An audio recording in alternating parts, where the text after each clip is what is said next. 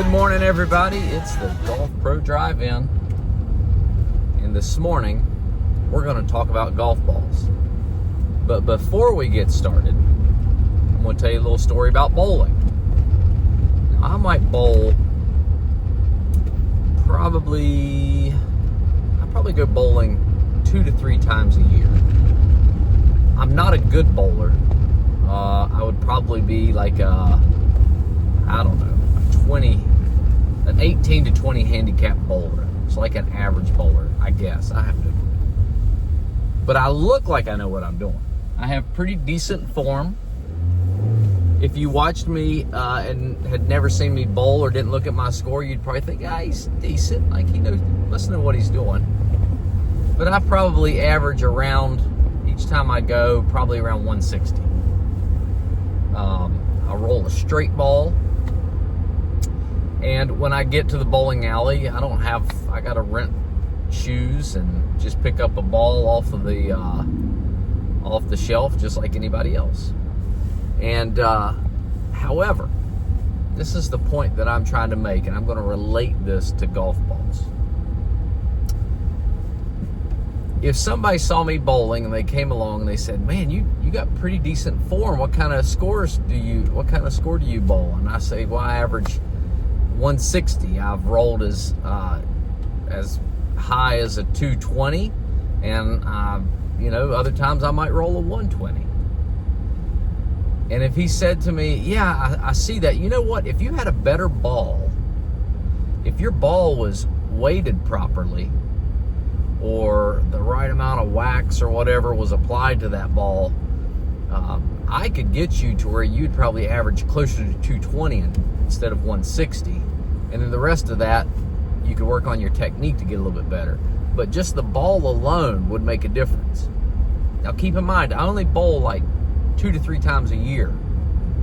And if he said to me, "But each time you do that, if you just bowl 2 or 3 times a year, every time you come in, you got to pay a little bit extra to use that ball instead of just grabbing one off the rack." Now, I don't know about you, but most golfers I know, very few just want to go out and just play for fun. They're still trying to shoot a score. They're always trying to shoot a score. I've played with maybe one person in my life who didn't really care what their score was. So score is valuable.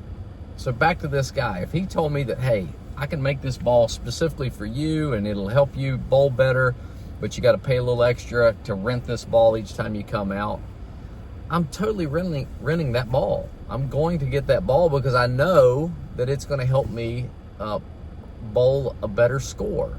Whether I only do it 2 or 3 times a year or not doesn't really matter to me. It's all about, man, how rewarding is that going to feel whenever I'm bowling my all-time high or my average has increased by 60 points or whatever, 60 pins for a game of bowling.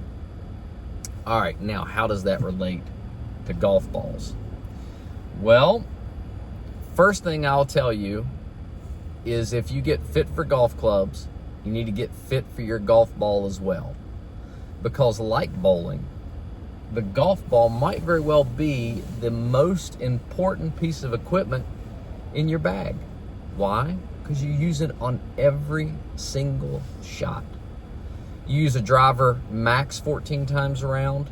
You'll use a fairway metal max 5-6 times around, depending on how far you hit it, maybe a little bit more often if you have a slower swing speed or something of that nature. You'll hit your irons how many ever times a hole, your wedges, your putter, you'll use 18 holes, but anywhere between 30 and or 26 to 40 times around. So I would say putter's super important, obviously. Driver is obviously important, getting it in play, and everything has its importance, but you're using that golf ball in every single shot. So it needs to perform the way you want it to perform, or it needs to perform in such a way that's going to enhance your performance. I use the bowling ball bit because most time people will come to me and be like, I really don't know. I'll use any golf ball. It doesn't make a bit of difference to me what golf ball I use. I'm not good enough to tell a difference anyway.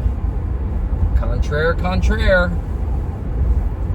About 3 years ago, I had a Titleist fitter come up, and she fit several of our lady members. And these ladies ranged from, they could shoot in the 70s. One could shoot in the 70s. A couple could shoot in the 80s. One could shoot in the 90s. And then I had others that probably couldn't break 125. And after their fitting, the very first question that I walked up to them and I asked was, could you tell a difference between the golf balls? And they're like, oh yeah. I mean, they couldn't believe how easily they could tell a difference between the golf balls. And so I followed up with a second question. Well, what kind of difference? And they all universally said, well, everything. We could tell a difference in how the ball felt, one version from the other. We could tell a difference in just maybe the ball was flying a little bit higher. We could tell a difference when we chipped the golf ball, that we could see a little bit more spin, so we were actually having a little bit more control and getting the ball to finish closer to the hole, which for ladies, some ladies, depending on their club head speed, they have a difficult time hitting the ball high enough or creating enough spin. So they could tell all those different performance capabilities of a golf ball. And these were golfers that ranged anywhere from a single-digit handicap to 36 handicaps. So a golfer might tell you, I can't tell the difference anyway, it's not a big deal. No, it is a big deal. You play every shot with that golf ball. It's a huge deal. And yes, you can tell a difference. The problem is you've never tried two golf balls side by side to really see what difference there is in between them, nor have you had anyone educated enough to be there with you to talk about the performance differences between two golf balls or three golf balls or whatever it may be. And I will add that each one of these ladies were getting fit and tested for a Titleist Pro V1 or Pro V1X. Every one of them. Well, they don't have enough club head speed or enough skill to be playing a golf ball of that magnitude, playing a Pro V1. They should be playing a cheaper golf ball. I mean, there's no way they could tell that much of difference. They did. They could totally tell a difference. Did you know that the Pro V1 golf ball, the Pro V1 line, Pro V1, Pro V1X, Titleist golf balls, it's the #1 played golf ball on every professional tour. The #1 golf ball for men and for women. You have ladies on the LPGA Tour with arguably 20 to 30 mile an hour slower club head speed across the board, or at least with the upper end clubs, playing the exact same ball as Scotty Scheffler or Rory McIlroy. These guys who can swing at 120 to 130 miles an hour club head speed. They're playing the exact same ball. So guess what else that rules out? Compression. Compression is just a measurement of how firm or how soft the golf ball feels. It's not a measurement of your ability to compress that golf ball. So you got to get compression out of your head. You lower compression golf balls, studies have found that they actually go shorter, not farther, although everybody likes the way that they feel because they have that nice soft feel. So all this in saying, go get fit for your golf ball. There are several people around the country who can fit you for a golf ball. I believe there are 8 or 9 different, might be more than this now, Titleist Golf Ball Fitters, where they just specify on golf balls, or they're specific to golf ball fitting. Go to your local golf professional at your local club and ask them if they have an account with Titleist. Ask them if they can schedule a golf ball fitting. These fitters are throughout the entire country, so ask them about that. See if they can fit you for a golf ball, and I promise you, 1, you'll be able to tell the difference, and 2, you'll see the performance enhancements of using a premium golf ball like the Titleist Pro V1 and Pro V1X. All right, last thing I'm going to leave you with this morning on my drive in, because I'm getting close to the golf course. The different Titleist golf balls. Now, they have a whole array, but I'm just going to talk about the really high-end performance golf balls, okay? Titleist Pro V1, Pro V1X, and left dash golf balls. So the Pro V1 is the softest of the three, has the softest feel of the three. It has a lower ball flight, a more penetrating ball flight. Then you have the Titleist Pro V1X.